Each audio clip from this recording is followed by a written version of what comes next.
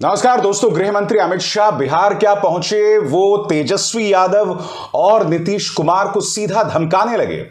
ये तक कहने लगे कि अब ये सरकार कब तक चलेगी। मगर जो सबसे बड़ा हमला किया है उन्होंने ये कहा है कि जब से नीतीश लालू प्रसाद यादव की गोद में जाकर बैठे हैं, बिहार में डर का माहौल है।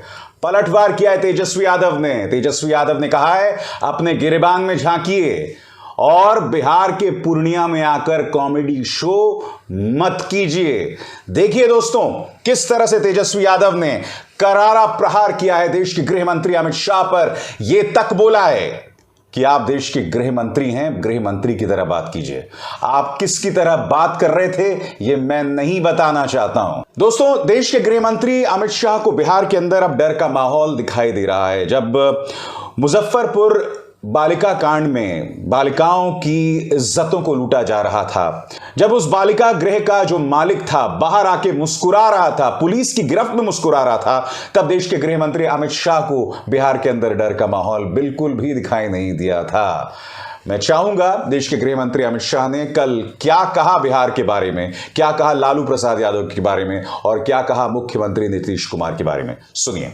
मगर मैं आज सीमावर्ती जिलों के 4 जिलों के मेरे भाइयों बहनों को ये जरूर कहने आया हूं कि जब लालू जी सरकार में जुड़ गए हैं और नीतीश जी लालू की गोदी में बैठे हैं, तब यहां जो डर का माहौल खड़ा हुआ है, मैं आपको कहने आया हूं, ये सीमावर्ती जिले हिंदुस्तान का हिस्सा है। किसी को डरने की जरूरत नहीं है। नरेंद्र मोदी सरकार है यहां पर, किसी को डरने की जरूरत नहीं है। मित्रों, इतने दूर दूर से जो भीड़ आई है, ये लालू नीतीश की सरकार के लिए चेतावनी का सिग्नल है। मित्रों, मैं विशेष कर इतनी बड़ी संख्या में जो माताएं बहनें आई हैं, उनको विशेष प्रणाम करना चाहता हूं। दोस्तों, गृह मंत्री अमित शाह पर तेजस्वी यादव ने जो पुरजोर हमला किया है और वो ये भी कहा है कि वो देश के गृह मंत्री की तरह बात नहीं कर रहे थे, उसकी क्या वजह मैं आपको बताता हूं। वो है पूर्णिया में दिया गया देश के गृह मंत्री अमित शाह का ये बयान। अगर आप उस बयान को ध्यान से सुने, और मैं चाहूंगा आप उनके इस 1 मिनट के बयान को ध्यान से सुनिएगा, वो मानो बिहार सरकार को धमका रहे हैं। और देश के गृह मंत्री अमित शाह की राजनीति का यही लहजा है, धमकाना। मैं चाहूंगा कि उन्होंने पूर्णिया में क्या कहा और फिर मैं उसके आगे चर्चा करूंगा। प्रधानमंत्री बनने के लिए नीतीश बाबू ने जो एंटी कांग्रेस राजनीति से जन्म लिया, इसकी पीठ में छुरा भोंककर आज आरजेडी और कांग्रेस की गोदी में बैठने का काम किया है। मित्रों, मैं आप सभी से पूछना चाहता हूं, इस प्रकार का सत्ता के स्वार्थ से दल बदल कर नीतीश बाबू प्रधानमंत्री बन सकते हैं क्या? अरे जोर से बोलिए, बन सकते हैं क्या? बिहार में सरकार चल सकती है क्या? सुन लीजिए नीतीश बाबू, कान खोलकर सुन लीजिए।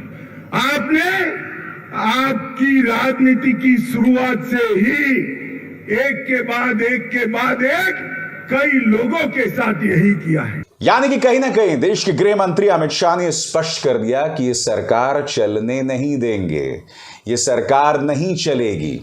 मैं आपको याद दिलाना चाहूंगा दोस्तों कि यही तेवर देश के गृह मंत्री अमित शाह के महाराष्ट्र के बारे में थे। आपको याद होगा, मैंने ये शो किया था और इस शो में मैंने आपको बतलाया था कि किस तरह से देश के गृह मंत्री अमित शाह ने उद्धव ठाकरे के बारे में कहा था कि हम तुम्हें माफ नहीं करेंगे, आपको बख्शा नहीं जाएगा।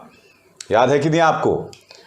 और उस शो में मैंने यह सवाल उठाया था कि आपने शिवसेना को नेस्तनाबूद कर दिया, आपने शिवसेना को बर्बाद कर दिया, पार्टी को दो फाड़ कर दिया, अब भी और क्या माफ नहीं कीजिएगा।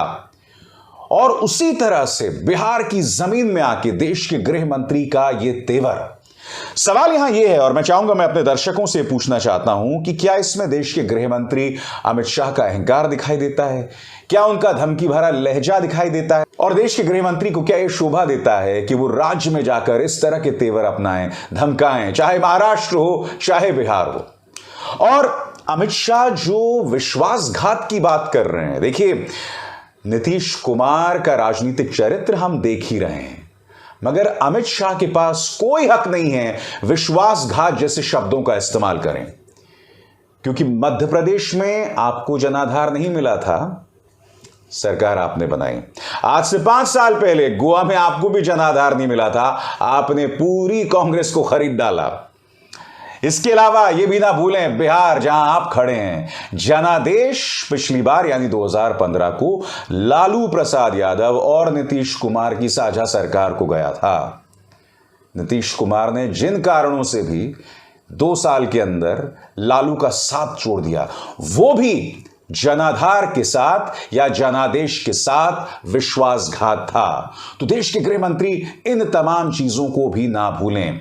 बहरहाल एक बात तय है दोस्तों कि जिस तरह से तेजस्वी यादव ने तेवर उग्र कर लिए, और मैं आपको याद दिलाना चाहूंगा कि कुछ ही दिनों पहले सीबीआई ने अदालत को कहा है कि तेजस्वी यादव की बेल को कैंसिल किया जाए, क्योंकि तेजस्वी यादव प्रेस कॉन्फ्रेंस में सीबीआई को धमका रहे हैं। यानी कि देश के गृह मंत्री अमित शाह की अब सीधी निगाह बिहार के deputy chief minister Tejashwi Yadav पर है।